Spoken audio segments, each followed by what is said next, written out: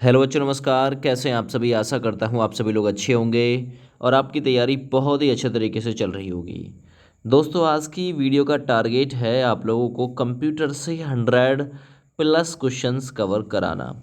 ये क्वेश्चन आप लोगों को फैक्ट के साथ कवर कराए जाएंगे, ठीक है। जो आपके एग्ज़ाम डीपी यानी कि दिल्ली पुलिस और जो आपके स्टेट एग्ज़ाम होते हैं, जो आपके सेंट्रल गवर्नमेंट के एग्ज़ाम होते हैं like SSC GD, CGL, CHSL, MTS, है ना।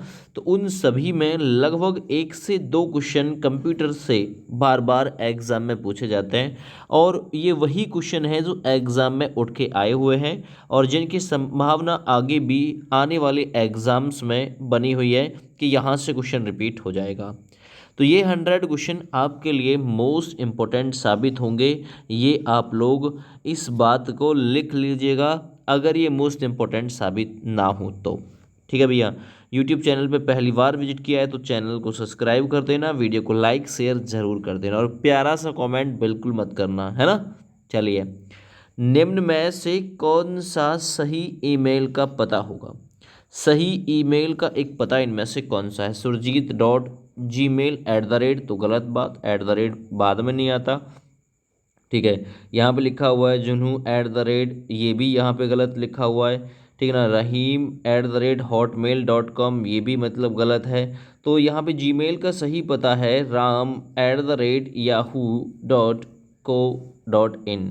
तो ये ईमेल का सही एक पता है, ठीक है ना। तो बी विकल्प दोस्त इस सवाल का बिल्कुल सही आंसर हो जाएगा। अब ईमेल जिसे हिंदी में क्या कहते हैं? तो देखिए, ईमेल का पूरा रूप है इलेक्ट्रॉनिक मेल। तो इससे जुड़े हुए सभी क्वेश्चनों को दोस्त यहाँ पे कवर करते हैं। देखिए, ये तो मैंने आप लोगों को बता दिया कि ये इसका सही आंसर हो जाएगा ram@yahoo.co.in। ये ईमेल का सही पता है। ईमेल का जो पूर्ण रूप होता है, फुल फॉर्म होती है, वो दोस्त इलेक्ट्रॉनिक मेल होता है।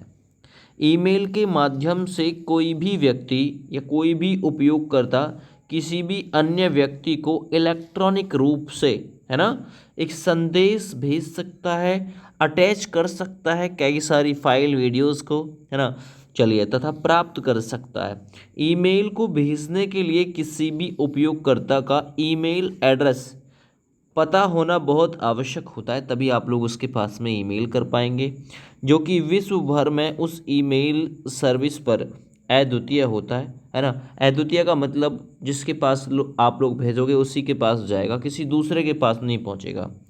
ईमेल संदेश के साथ साथ आप लोग टेक्स्ट, फोटो, ऑडियो या वीडियो फाइल भी संलग्न कर भेज सकते हैं, जिसे आप लोग अटैचमेंट, एक ऑप्शन मिलेगा ईमेल में आप लोगों को। ऊपर टाइप किया आपने अपना मैसेज, नंबर भी टाइप कर लिया, इस पे भेजना है। दूसरा आप लोगों को साइड में मिलेगा अटैचमेंट का, उसमें आप लोग टेक्स्ट भेज सकते हैं, फोटो भेज सकते हैं, ऑडियो भेज सकते हैं या कोई फाइल अपना संलग्न कर सकते हैं। अच्छा, ईमेल के विकास का जो श्रेय जाता है वो अमेरिकी वैज्ञानिक रे टॉमलिंसन को जाता है। तो आप लोगों से पूछेगा ईमेल के विकास का श्रेय किसे जाता है? रे टॉमलिंसन कहाँ के वैज्ञानिक थे? अमेरिकी वैज्ञानिक थे। अमेरिका की राजधानी वॉशिंगटन डीसी, है ना। और अगर मैं बात करूं अमेरिका की मुद्रा की, तो वो है यूएस डॉलर, यानी कि डॉलर यहाँ की मुद्रा हो जाएगी, ठीक है ना भैया, याद रखना ये चीज़। आगे बढ़िए, भारत के किस शहर को सिलिकॉन वैली के नाम से जाना जाता है? सिलिकॉन वैली के नाम से किस शहर को जाता है? देखिए, ये यहाँ पे आपका सही आंसर हो जाएगा सिलिकॉन वैली। तो उसे जाना जाता है बैंगलोर, कर्नाटक की राजधानी बैंगलोर। कर्नाटक राज्य का पुनर्गठन पूछ सकता है आपसे, है ना। तो 1 नवंबर 1956 को हुआ था, ये भी आप लोग याद रखिएगा, ठीक है भैया। तो ये क्वेश्चन भी आप लोगों का इम्पोर्टेंट हो जाएगा, ठीक है भाई। तो कर्नाटक की राजधानी बैंगलोर, जहाँ पे सिलिकॉन वैली स्थित है।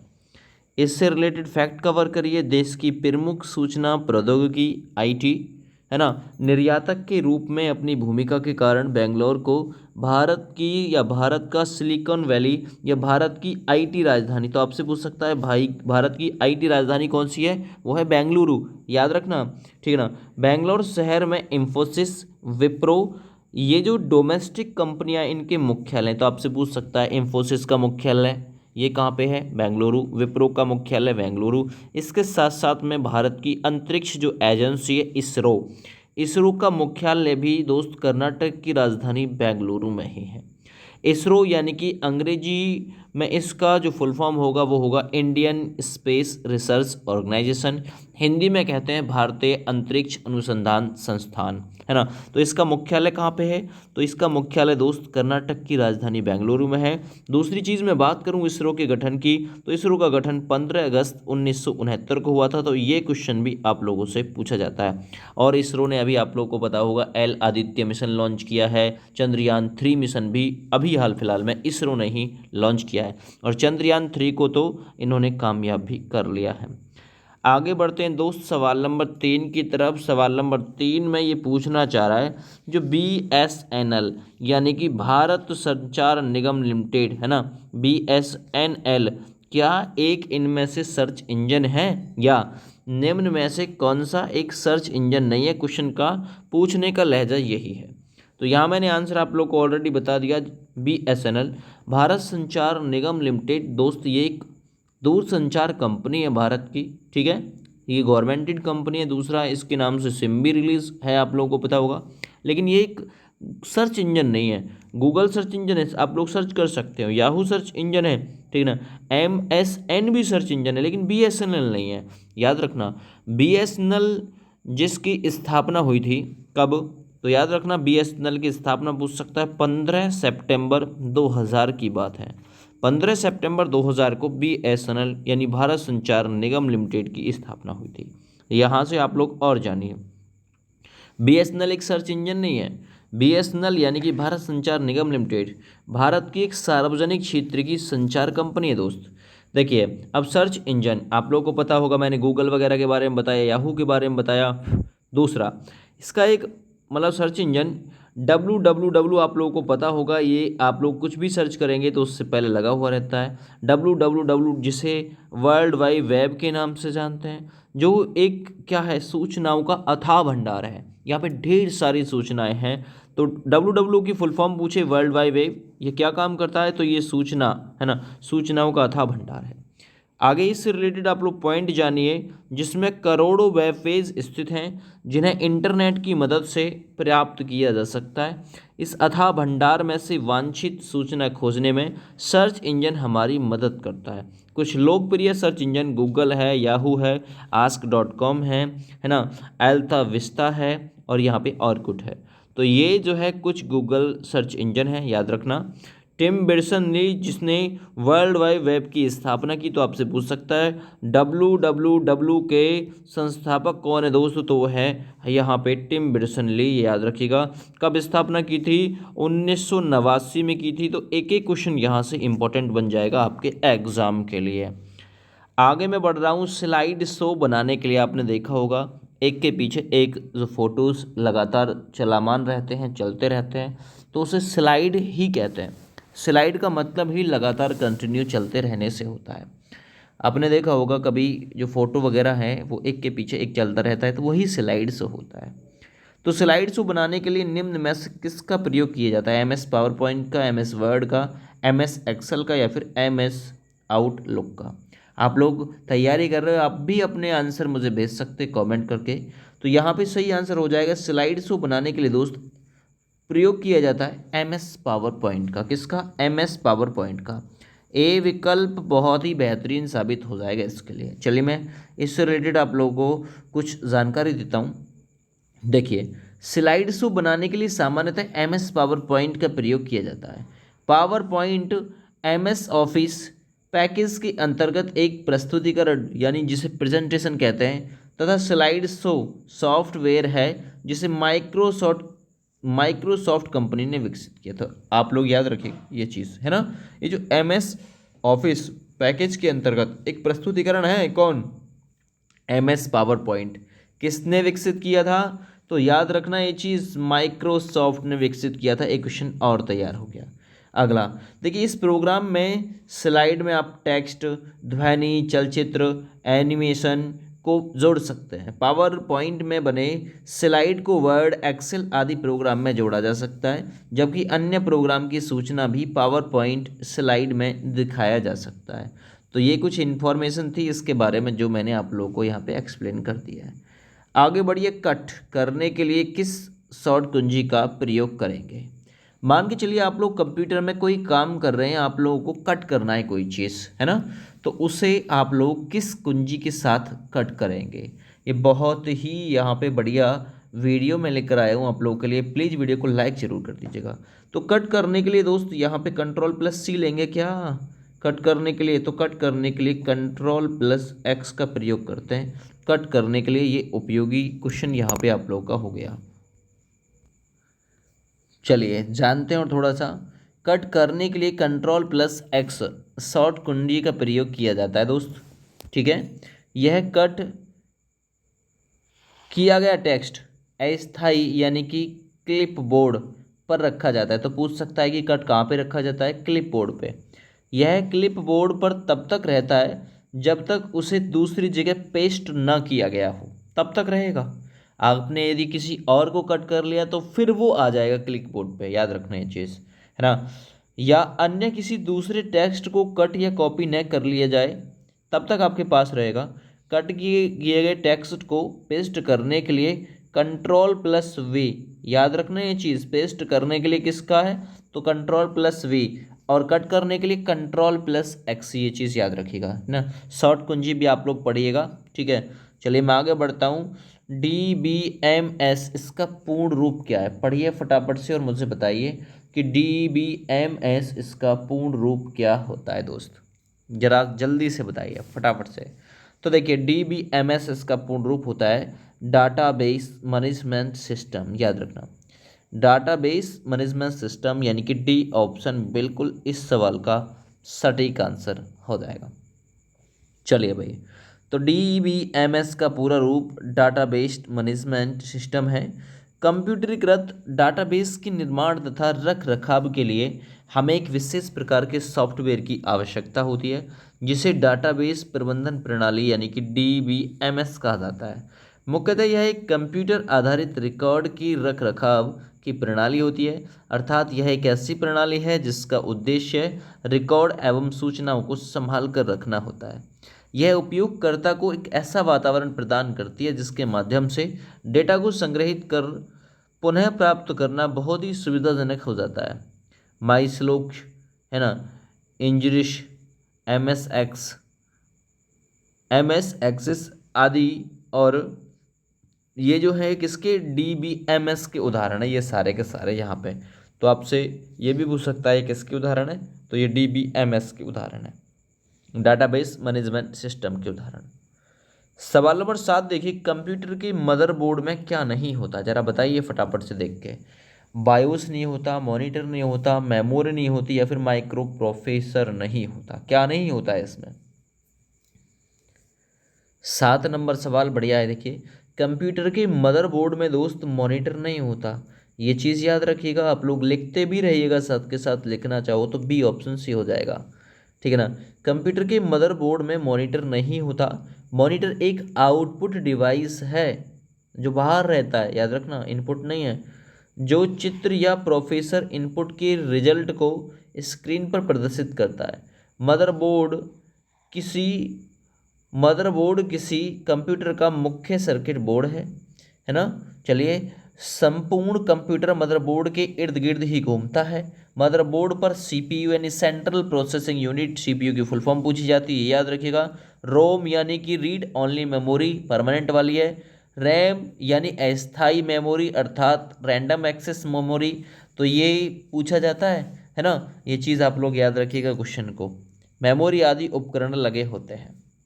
आगे बढ़ता हूँ, इनमें से कौन एक ऑपरेटिंग सिस्टम नहीं है। सवाल नंबर है 8, और सवाल बहुत ही बढ़िया है भाई, है ना। इनमें से कौन एक ऑपरेटिंग सिस्टम नहीं है, सवाल नंबर 8। वर्ड, विंडोज़, DOS यानी कि यूनिक्स।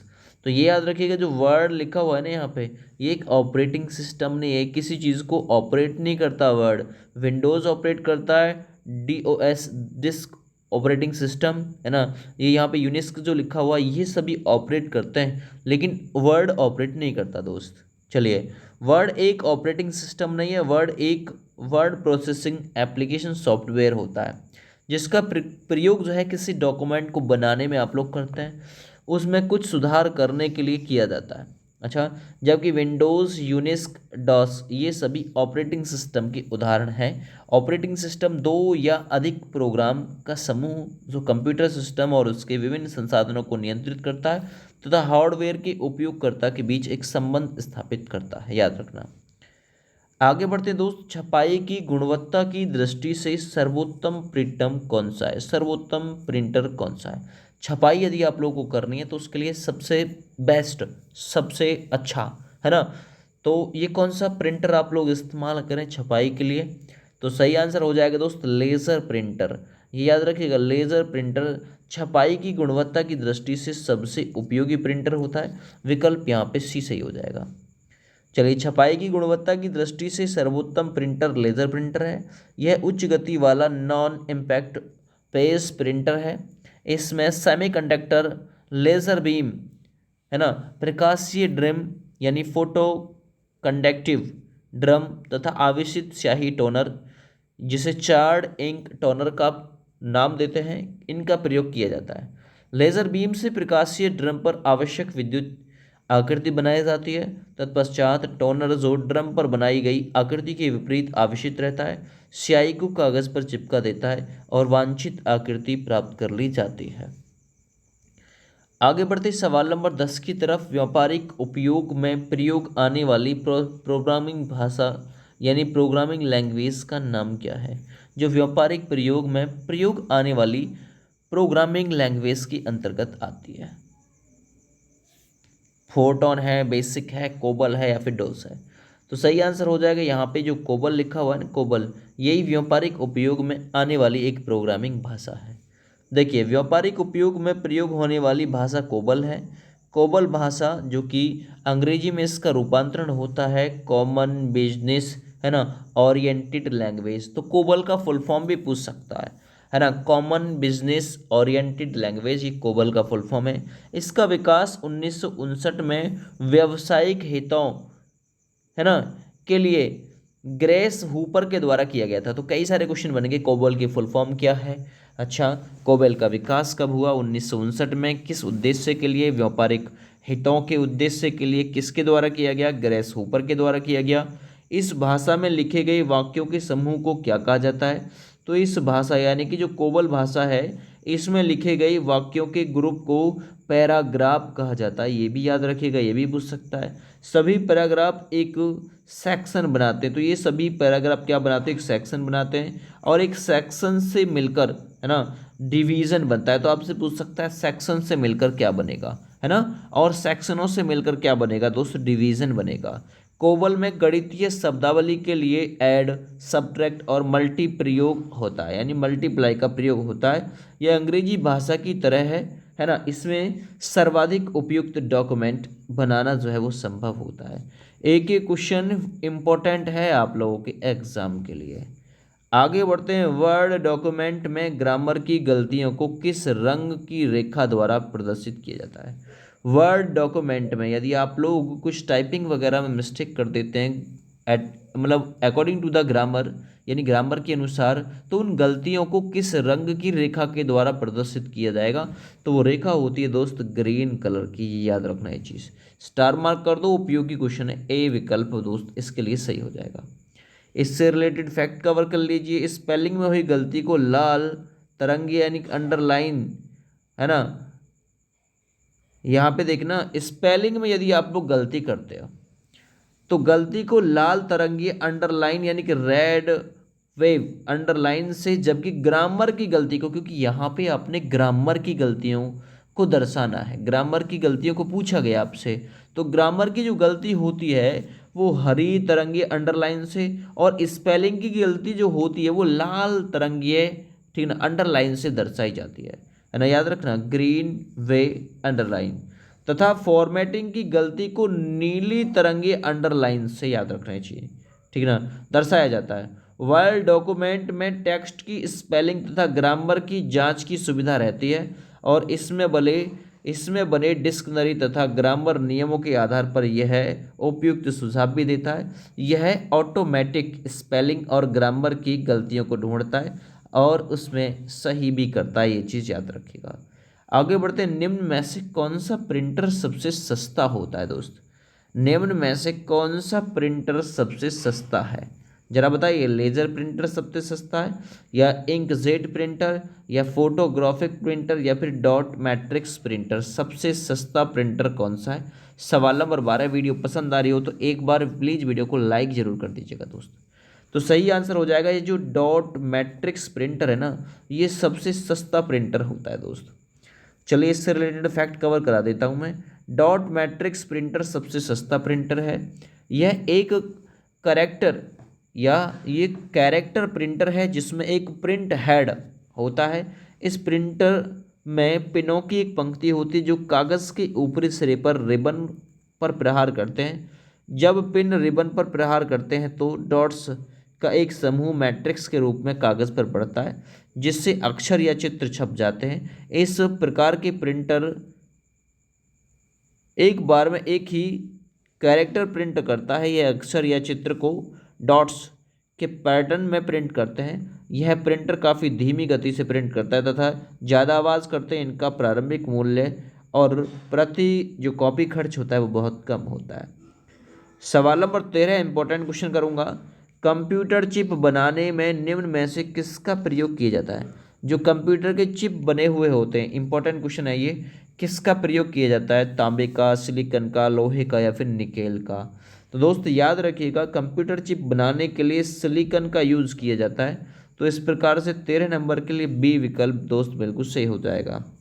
इससे रिलेटेड फैक्ट कवर कर लीजिए। कंप्यूटर जो चिप होते हैं जिसे आईसी चिप बोलते हैं, इंटीग्रेटेड है ना, याद रखना है चीज़, इंटीग्रेटेड सर्किट है ना। तो ये आईसी की फुल फॉर्म होती है इंटीग्रेटेड सर्किट। तो कंप्यूटर चिप बनाने में सिलिकॉन का प्रयोग होता है ना। कंप्यूटर चिप को आईसी चिप कहते हैं, है ना। यह चिप वस्तुतः अर्धचालक पदार्थ सिलिकॉन या जर्मेनियम का छोटा टुकड़ा होता है। तब पूछ सकता है किसका छोटा टुकड़ा? सिलिकॉन या जर्मेनियम का छोटा टुकड़ा होता है जिस पर इलेक्ट्रॉनिक सर्किट बनता है। इसका निर्माण 1958 में जेएस किल्बी, तो आपसे पूछ सकता है आईसी का निर्माण जिसे इंटीग्रेटेड सर्किट कहा जाता है, इसका निर्माण कब हुआ? 1958 में। किसके द्वारा? जेएस किल्बी तथा रॉबर्ट नियो, है ना। रॉबर्ट नियो और जेएस किल्बी ने 1958 में आईसी चिप का आविष्कार किया था, याद रखिएगा। आगे बढ़ जाते हैं। किसी कार्यालय में कार्यरत कई कंप्यूटरों को किस विधि के द्वारा जोड़ा जाता है? तो किस विधि के द्वारा जोड़ा जाता है, जरा बताइए। वैन, WAN के द्वारा, या मैन के द्वारा, या फिर लैन के द्वारा, या फिर PAN के द्वारा? तो सही आंसर हो जाएगा दोस्त, उनको लैन के द्वारा जोड़ा जाता है। तो यहाँ विकल्प बिल्कुल सही हो जाएगा। किसी भी कार्यालय में कार्यरत कई कंप्यूटरों को जो जोड़ा जाता है वो LAN के द्वारा दोस्त जोड़ा जाता है, ये चीज़ याद रखिएगा। तो 14 नंबर में यहाँ पे आपका सी बिल्कुल सही हो जाएगा दोस्तों। तो किसी कार्यालय में कार्यरत कई कंप्यूटरों को लैन के द्वारा जोड़ा जाता है ना। अच्छा, लोकल एरिया नेटवर्क LAN की फुल फॉर्म होती है। आपसे LAN की फुल फॉर्म भी पूछ सकता है, ये भी याद रखिएगा। ऐसे नेटवर्कों के सभी कंप्यूटर एक सीमित क्षेत्र में स्थित होते हैं। यह क्षेत्र लगभग 1 किलोमीटर की सीमा में होना चाहिए, जैसे कोई बड़ी बिल्डिंग या उनका एक समूह। इस नेटवर्क का आकार छोटा, डाटा स्थानांतरण की गति तेज था, त्रुटि कम होती है ना। इथरनेट एक लोकप्रिय लैन तकनीक है, इथरनेट। तो ये भी आप लोगों से यहाँ से कुछ भी पूछा जा सकता है, A to Z। आगे बढ़ते हैं सवाल नंबर 15 पे। माइक्रोसॉफ्ट का मुख्यालय कहाँ पे स्थित है? ये क्वेश्चन आप लोग इंपॉर्टेंट कर लीजिएगा। माइक्रोसॉफ्ट का मुख्यालय कहाँ पे है? तो याद रखना वॉशिंगटन DC में है माइक्रोसॉफ्ट का मुख्यालय, विकल्प डी हो जाएगा। यूट्यूब भी कहाँ की कंपनी है? यूट्यूब जिसके माध्यम से आप लोग ये वीडियो देख रहे हैं ये भी अमेरिका की है ना, याद रखना ये चीज़ कि कैलिफोर्निया की कंपनी है। सर्च करके बता दीजिए मुझे ज़रा, यूट्यूब कहाँ की कंपनी है। चलो बताइए फटाफट से। माइक्रोसॉफ्ट का मुख्यालय अमेरिका के वॉशिंगटन में स्थित है। माइक्रोसॉफ्ट का मुख्य उत्पाद ऑपरेटिंग सिस्टम है। इसके अलावा माइक्रोसॉफ्ट विभिन्न प्रकार के सॉफ्टवेयर का निर्माण करती है। वर्ष 1975 में बिल गेट्स ने पॉल एलन के साथ विश्व की सबसे बड़ी कंपनी माइक्रोसॉफ्ट, आपसे पूछ सकता है, ये लाइन इंपॉर्टेंट कर दीजिए भाई, माइक्रोसॉफ्ट कंपनी कब 1975 में किस किस ने स्थापित की थी, किस किस ने बनाई थी, है ना, जरा बताइए। तो 1975 में बिल गेट्स ने पॉल एलन के साथ विश्व की सबसे बड़ी जो सॉफ्टवेयर कंपनी है माइक्रोसॉफ्ट कंपनी, इसकी स्थापना की थी दोस्त, याद रखिएगा ये चीज़। तो पूछ लेगा भाई कुछ भी आप लोगों से, हर एक प्रकार का क्वेश्चन आप लोगों के एग्ज़ाम के लिए भाई बहुत ही ज़्यादा उपयोगी होगा। और अगर ये वीडियो पसंद आ रही हो तो प्लीज़ वीडियो को लाइक ज़रूर कर दीजिएगा दोस्त, और शेयर ज़रूर मार दीजिएगा वीडियो को, ताकि आपके काम के साथ साथ में किसी और के भी काम आ सके। अगला, निम्न में से कौन सा प्रोग्राम माइक्रोसॉफ्ट ऑफिस समूह का हिस्सा नहीं होता? कौन सा प्रोग्राम है जो माइक्रोसॉफ्ट ऑफिस समूह का हिस्सा नहीं है, जरा बताइए सवाल नंबर 16 में। MS Word, MS smart suite, MS Excel या MS पावर पॉइंट, समझ के हो गए आप लोग। ये रहा MS स्मार्ट सूट, ये जो भाई प्रोग्राम है माइक्रोसॉफ्ट ऑफिस समूह का हिस्सा नहीं है, पार्ट नहीं है, भाग नहीं है, समझिए। Smart suite program Microsoft Office का समूह या हिस्सा नहीं है। माइक्रोसॉफ्ट ऑफिस को सामूहिक रूप से ऑफिस सूट कहा जाता है, जिसका उपयोग मुख्यतः कार्यालय संबंधी कार्यों के लिए किया जाता है। माइक्रोसॉफ्ट ऑफिस मुख्य रूप से यह एक पैकेज है जो विभिन्न प्रकार के सॉफ्टवेयर के संगठन से बना है। यह सॉफ्टवेयर किसी कार्यालय या किसी स्कूल आदि में विशेष रूप से प्रयोग किया जाता है, इसलिए इसका नाम माइक्रोसॉफ्ट ऑफिस या MS ऑफिस है। माइक्रोसॉफ्ट ऑफिस के अंतर्गत मुख्य 4 प्रोग्राम आते हैं, तो पूछ सकता है कितने प्रोग्राम आते हैं? 4, जिसमें MS वर्ड आता है, MS Excel, MS PowerPoint और MS एक्सेस आता है। तो ये आप लोग याद रखिएगा, माइक्रोसॉफ्ट के अंतर्गत या उसके ऑफिस के अंतर्गत ये आते हैं। सवाल नंबर 17, उस यंत्र का नाम क्या है जो कंप्यूटर की सिग्नल को ऐसे रूप में बदल देता है जिसे टेलीफोन लाइन से भेजा जा सके? तो उसका नाम क्या है? सवाल नंबर 17 में दोस्त यही पूछा है। तो सवाल नंबर 17 में दोस्त उसका नाम होता है मॉडेम। उस यंत्र का नाम मॉडेम है जो कंप्यूटर के सिग्नल को ऐसे रूप में बदल देता है जिसे टेलीफोन लाइन के जरिए भेजा जा सकता है। चलिए इसके बारे में जान लीजिए। मॉडेम एक ऐसा यंत्र है जो कंप्यूटर के सिग्नल को एक ऐसे रूप में बदल देता है जिसे टेलीफोन लाइन से भेजा जा सके। मॉडेम जो होता है, मॉडेम को अंग्रेजी में मॉड्यूलेटर और डीमॉड्यूलेटर का संक्षिप्त नाम होता है मॉडेम, है ना। यह टेलीफोन लाइन के द्वारा कंप्यूटर को इंटरनेट से जोड़ता है तथा डाटा को एक स्थान से दूसरे स्थान पर भेजता है। यह टेलीफोन लाइन पर आने वाले एनालॉग संकेतों को डिजिटल संकेतों में बदलकर कंप्यूटर को प्राप्त करता है या देता है तथा कंप्यूटर द्वारा उत्पन्न डिजिटल संकेतों को एनालॉग के माध्यम में बदलकर लाइन पर भेजता है। कौन? तो ये मॉडेम जो होता है, ये इसका यही कार्य होता है दोस्त। आगे आ जाइए, सवाल नंबर 18, यहाँ से क्वेश्चन बन सकता है, पूरे ध्यान दीजिएगा। 1 मेगाबाइट, मेगाबाइट यानी कि MB, MB M4, mega B4 bite, तो 1 MB बराबर कितने बाइट होते हैं, कितने किलो बाइट होते हैं? सवाल नंबर 18 मोस्ट इंपॉर्टेंट क्वेश्चन हो जाएगा। तो याद रखना दोस्त, 1 मेगाबाइट 1 MB बराबर जो बाइट्स होते हैं वो होते हैं 1024 बाइट, याद रखेगा 1024 बाइट होते हैं। ऑप्शन यहाँ पे डी बिल्कुल सही हो जाएगा 18 नंबर सवाल के लिए। अब यहाँ से आप लोग इस क्वेश्चन से रिलेटेड फैक्ट जान लीजिए सारे के सारे। देखिए दोस्त, 1 MB बराबर क्या होता है? 1024 किलो बाइट होता है या KB के बराबर होता है। अच्छा, 1024 बाइट बराबर क्या होता है? 1 किलो बाइट होता है, यानी कि 1 KB होता है किलो बाइट। 1024 बाइट बराबर 1 किलो बाइट होता है, याद रखना। 1024 किलो बाइट बराबर दोस्त 1 मेगाबाइट होता है, यानी कि MB होता है। 1024 किलो बाइट बराबर 1 मेगाबाइट होता है, याद रखना। 1024 मेगाबाइट बराबर 1 GB अर्थात 1 गीगाबाइट होता है। तो 1 GB में 1024 MB होती है, आपको पता होगा। GB की फुल फॉर्म गीगाबाइट, MB की मेगाबाइट, है ना, KB की किलोबाइट होती है। गीगाबाइट बराबर क्या होता है? 1024 गीगाबाइट बराबर 1 टेराबाइट होता है, यानी TB, याद रखना। 1 TB यानी टेराबाइट बराबर दोस्त क्या होता है? 1024 गीगाबाइट। दूसरा 1 टेराबाइट यानी कि 1024 टेराबाइट बराबर दोस्त एक होता है 1 पेटाबाइट, याद रखना। PB पूछ सकता है, 1 पेटाबाइट होता है, याद रखना। और 1024 पेटाबाइट बराबर दोस्त 1 एक्सस या 1 एक्साबाइट होता है। तो एक एक क्वेश्चन इसका इंपॉर्टेंट है, बहुत सा टाइम लगा इन चीज़ों को कलेक्ट करने में। सवाल नंबर 19 देखिए, सवाल नंबर 19 है RAM, राम नहीं रैम। तो रैम का जो पूरा रूप होता है वो क्या होता है दोस्त, ये जो इसकी अस्थाई मेमोरी होती है, कैसी अस्थाई मेमोरी होती है, कौन RAM. ROM read only memory permanent memory होती है, इसका फुल फॉर्म होता है random access memory, random access memory. ROM का फुल फॉर्म क्या होता है, रीड ओनली मेमोरी, याद रखना। सुन लीजिए, RAM का जो पूर्ण रूप होता है रैंडम एक्सेस मेमोरी होता है। RAM एक सेमीकंडक्टर मेमोरी चिप है जिसे मदरबोर्ड पर बने मेमोरी स्लॉट में लगाया जाता है।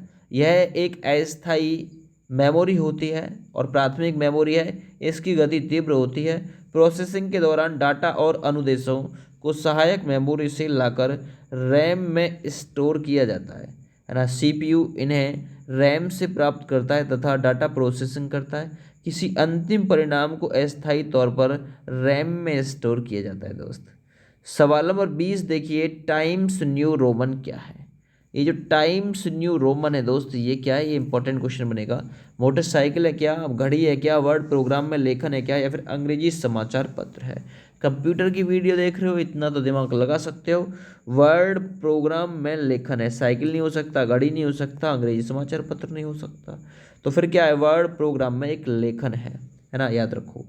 तो देखिए, Time New Roman Word program में लेखन शैली है। लेखन शैली या फॉन्ट स्टाइल एक ऐसा साधन है जिसकी मदद से हम किसी भी टेक्स्ट को अलग अलग शैली या स्लाइड में देख व परिवर्तन कर सकते हैं। इसका लाभ उपयोगकर्ता को शब्दों को देखने व पढ़ने के लिए आकर्षित करने के लिए किया जाता है। अनेक प्रकार के फॉन्ट स्टाइल वर्ड प्रोग्राम में उपलब्ध रहते हैं, ये चीज़ याद रखिएगा। तो आप लोगों को 20 क्वेश्चनों से ही लगभग मैंने 100 क्वेश्चन जो है वो कवर करा दिए हैं। इससे आगे का जो टॉपिक रहेगा ये कंप्यूटर से, ये आगे आप लोगों को आने वाली वीडियोस में मिलेगा। फिलहाल इस वीडियो में इतना ही। थैंक यू, बाय बाय, जय हिंद। वीडियो को शेयर करना बिल्कुल मत भूलिएगा।